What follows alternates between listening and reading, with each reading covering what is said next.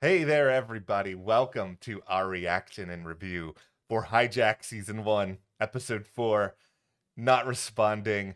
Everybody, it's okay. You can open your windows, you can see the sunlight. It's all gonna be fine. We are not flying over Bucharest. There is no danger all around us. Hijack just gets my blood going. Every episode, I'm just like, watching it. I know. This is the first episode. Listen, I know that this show is a bit ridiculous and you have to suspend some disbelief, What? but this is the first episode where I was just like, okay, this show is bringing in so many elements that I'm just like, now I don't believe anything that's happening anymore. So I'm just here for the ride. It's ridiculous. It just went so far over the believability line that I was like, cool, we here for the ride. Okay, what is hilarious to me about this show, and I think it's part of the reason why I love it so much, is it's a fun psychological study and how much I am willing to accept before I start to be like, you know what, that's a little bit weird, because there are some parts of this that I'm just like totally fine with. Like, yeah, sure, the foreign secretary will be able to have all these discussions. Everybody in Bucharest, they're not going to take the plane down, right? They're going to take their time. I'm like willing to accept everything else. But the moment that Colette, the flight attendant, starts to open the windows and the hijackers are just fine with it, I was like, okay, you know what? That's the bridge too far. Everything else in this episode is fine. No, it's all of it is a bit ridiculous. I mean, yeah, Colette with the windows, yeah, everything that's going on, that these other planes aren't taking this plane down, and the reason ends up being that's like, don't worry, all the hijackers are British. That means that they're coming after Britain. It's just like, is that what that means? That if they're all British, don't worry, they're not coming after you. I was just like, how is that the reason that they're just like, okay, disengage, let's go home, have a beer? I was like, wow. Sometimes in the world of Hijack, you gotta just get on the plane, enjoy the views outside the window when you're allowed to open them, and just have a good time. Listen, we're having a great time, despite the fact that a big part of this episode involves one person being dead, and then Lewis the hijacker clinging on to dear life while Sam is in there talking to him. Which is the first time that I've learned his name. Listen, we are like so many episodes in now. There's barely any episodes left. And there are still hijackers that I don't know what their names are, where I'm just like, guys, you guys got to do a better job of telling me what people's names are besides Stewart and Marcus Terry. I still don't know the name of the female hijacker, and this is my second time watching this show. Okay, well, Right? we are going to get into so much more about this just incredible episode of television. So before we do, join our Patreon. We've got a link in the description. Every Tuesday night, we are over there. We have a live stream talking all about Hijack. Also, we are covering a lot of really exciting stuff right Mm, now. We're going through the morning show before it returns to Apple TV Plus next month. yeah. We're also looking at Shrinking, another great show just on that service. Hmm. And we are also tackling The Bear, one of the greatest comedies that's not really a comedy, but still great on all of TV right now. Absolutely.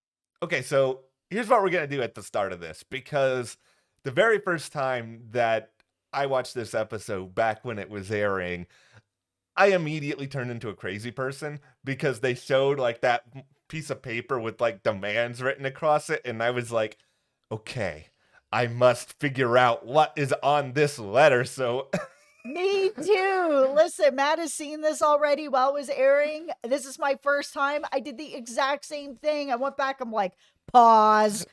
Okay, who's on here? Edgar. John's on here. Okay, we heard those names on the plane. What are they asking for? okay, so we're gonna read this letter to you guys, right? Okay.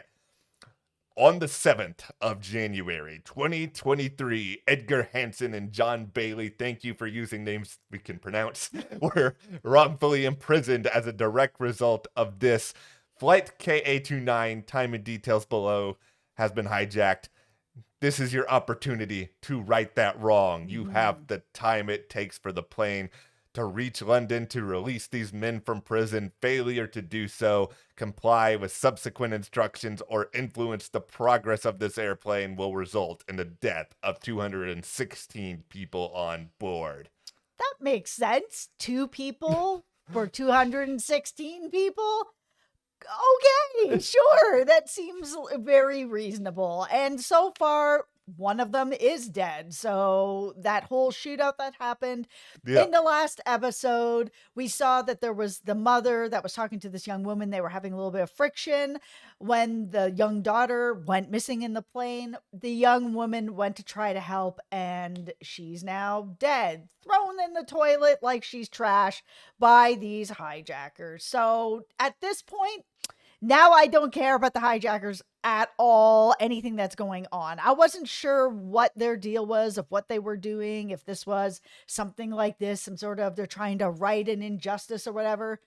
But now they've killed somebody for no reason. So it's just kind of like I Yeah. don't have sympathy. I'm not here for it right now. You guys are going to really have to turn me around.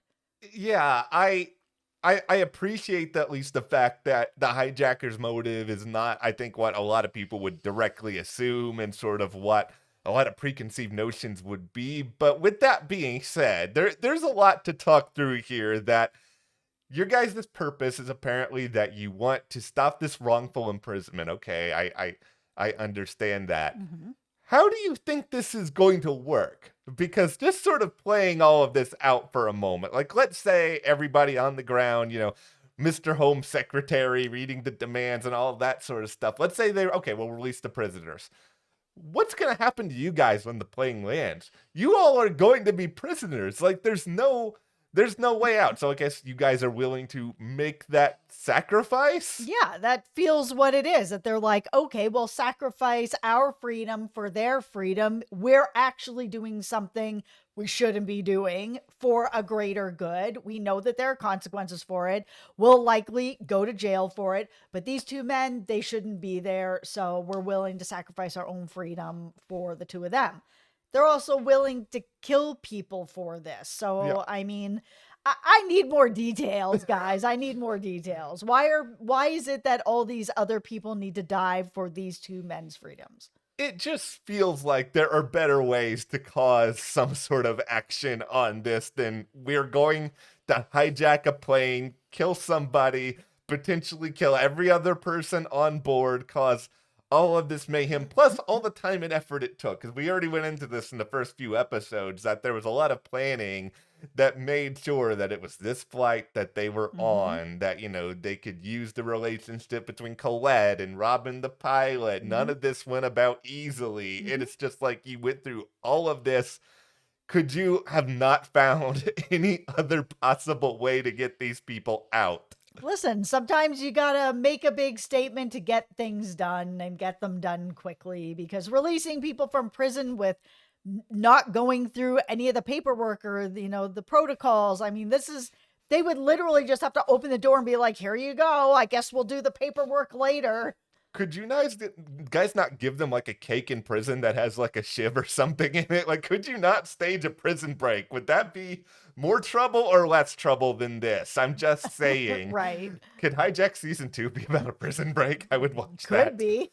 No, so that's the motive behind what is going on here on Kingdom 2-9. And a lot of this episode, nobody in the air is aware of any of this. Instead, Sam is basically spending the bulk of this off with Lewis, the hijacker, who is bleeding out in the back of the plane, and he has to figure out exactly what to do about this.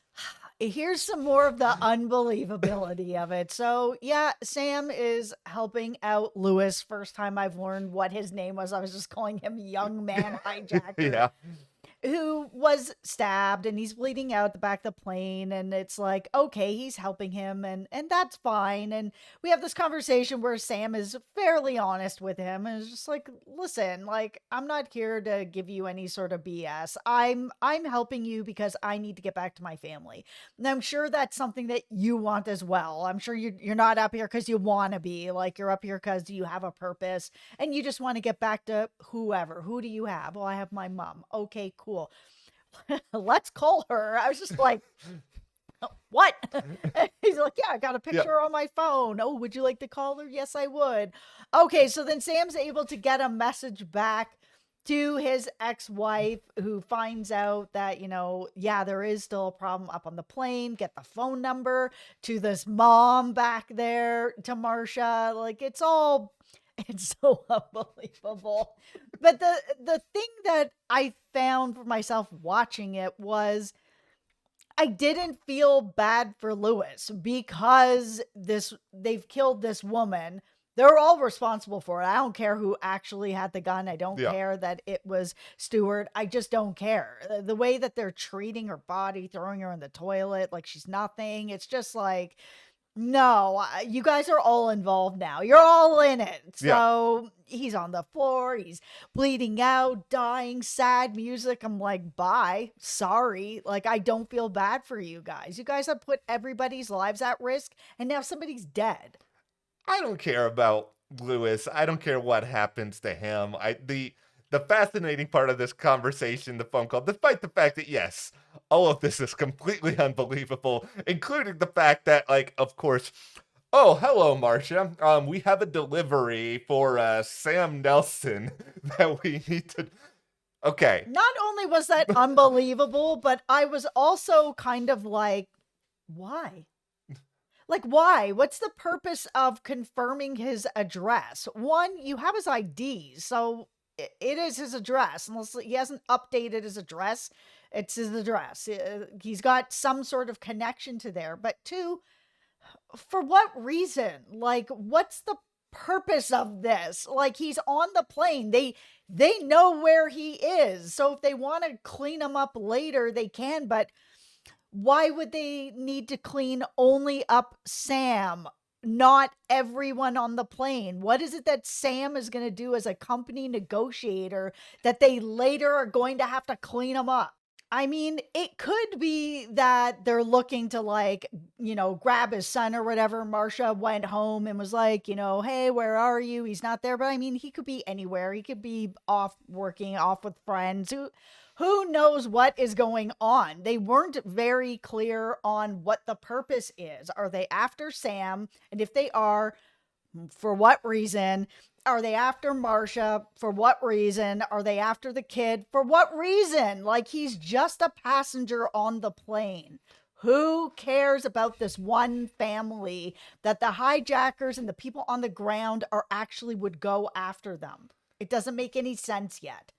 Once again, this is a lot of effort for what you guys are trying to do. Like, a lot of effort. It feels like too much effort if I'm just thinking in the moment here with this episode, even with the demands. Yeah. It's just like all this for 2 prisoners. Yeah, Sam is one person on this Yeah. plane that hasn't really done anything that the people on the ground would be worried about it. Like, I don't really get it. So It's not explained well enough yet. here's the good news, everybody. Kingdom 29 is still in the air because for a little while that looks kind of dodgy. Once again, everybody on this show is doing so much, including everything with Bucharest, where they get like all the planes around Kingdom 29. There is this big debate as to, okay, what's going to happen? Do we take down this plane? And, you've got like Stewart up there being like, no. They're just threatening this. They're just making us feel like they're about to do this, where I'm just sort of being like, Stewart, I understand you want to put on the air of I am the big boss hijacker. I am the villain. I know what's going to happen.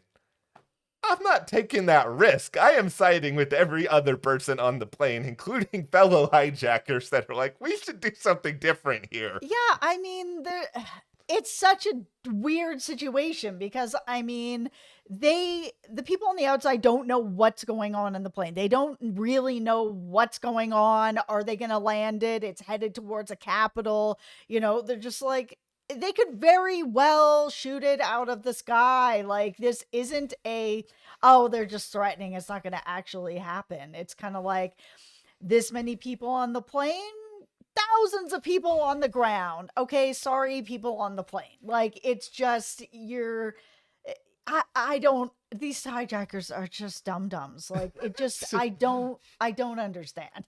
they are all so ridiculous that the people in Bucharest, by the way, are the most serious people on this entire show in a lot of ways because like Yes.